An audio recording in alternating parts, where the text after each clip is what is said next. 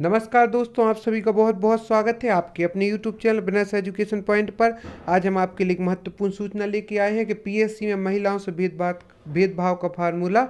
इसे हम आधिकारिक रूप से तो नहीं कह रहे हैं, पर कुछ अब महिला अभ्यर्थियों की शिकायत आई है, उससे संबंधित सूचना है। लेकिन हम आपको अवगत कराना चाहते हैं कहीं आपके साथ भी तो ऐसा नहीं हो रहा है। ज़्यादा नंबर के बाद भी इंटरव्यू नहीं दे पाती महिलाएं, अब फार्मूले को कोर्ट में देगी चुनौती। पीएससी में महिलाओं से भेदभाव का फार्मूला, इसको हम डिटेल से देखते हैं। और यदि अभी तक आपने हमारे चैनल को सब्सक्राइब नहीं किया हो तो सर्वप्रथम आप हमारे चैनल को सब्सक्राइब करें, वीडियो को लाइक एवं शेयर करें। डिस्क्रिप्शन बॉक्स में जाकर इंस्टा मौजूद के लिंक से आप हमारे मुख्य परीक्षा प्रारंभिक परीक्षा के नोट से परचेस कर सकते हैं। मध्य प्रदेश लोक सेवा आयोग की राज्य सेवा परीक्षा की अभ्यर्थी रही कविता पवार चयन पद्धति से दुखी हैं। वे कहती हैं कि महिलाओं पर भी आरक्षण का एहसान लादा जा रहा है और आरक्षण के नाम पर महिलाओं को छला जा रहा है। किस प्रकार से छला जा रहा है उनके उदाहरण भी प्रस्तुत किए हैं।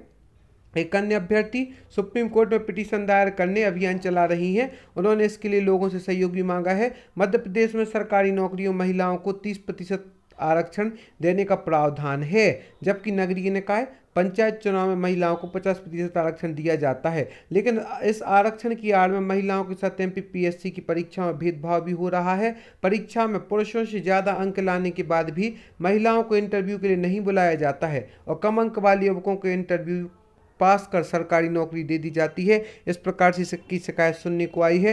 इस मामले में रतलाम की सुनीता जैन सुप्रीम कोर्ट में पिटीशन दायर करने अभियान चला रही हैं। इनके ज़्यादा अंक आने के बाद भी सरकारी नौकरी किसी और को मिल गई है। और इसके बाद में जो प्रमुख रूप से इन्होंने बताया है कि इस तरह की प्रतिभा के बावजूद पीछे रह गई महिलाएं, जो कुछ उदाहरण इन्होंने दिए हैं। सहायक प्राध्यापक परीक्षा 2017 में मेरिट के आधार पर तस्नीम रंगवाला को 316 अंक मिले और नौकरी के लिए चयन में 268 अंक लाने वाले अभ्यर्थी का हुआ, जबकि मेरिट में आने के बाद भी तस्लीम को जनरल सीट दे दी गई थी। और दूसरा उदाहरण सहायक प्राध्यापक परीक्षा 2017।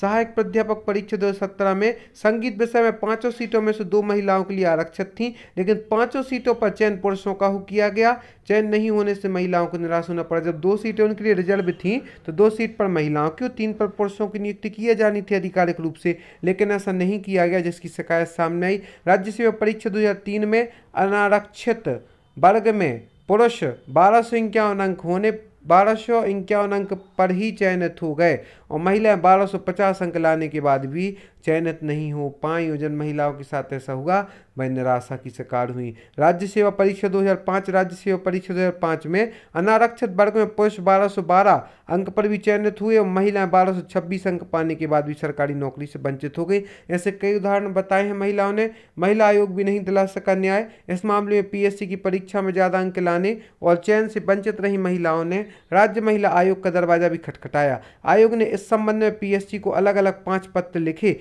लेकिन चयन होने से वंचित रही महिलाओं को अभी तक कोई लाभ नहीं मिल सका है और आगे भी ऐसी गलतियां होने की, जानबूझकर की गई गलतियों की संभावना है। इस तरह होता है महिलाओं से आरक्षित वर्ग के व्यक्ति की मेरिट में आने पर उसकी गणना जो होती है अनारक्षित पदों पर ही की जाती है। यह आपके लिए समझना इंपॉर्टेंट है, कहीं आप इसके शिकार न हो जाए। लेकिन किसी भी वर्ग की महिला के मेरिट में आने पर उसकी गणना उस वर्ग की महिलाओं के लिए आरक्षित सीट पर ही की जाती है और मेरिट में आने वाली महिला का अंकों के आधार पर चयन होना चाहिए, लेकिन उसका चयन नहीं होता है। इस बात को समझना इंपॉर्टेंट है। क्या कहा है इंटरव्यू के लिए नहीं बुलाया, एक प्रमुख वक्तव्य है सुनीता जैन रतलाम, जो कि पीएससी की अभ्यर्थी रही हैं। इन्होंने कहा है, मैंने राज्य सेवा प्रारंभिक परीक्षा 2013 में सफलता प्राप्त की थी।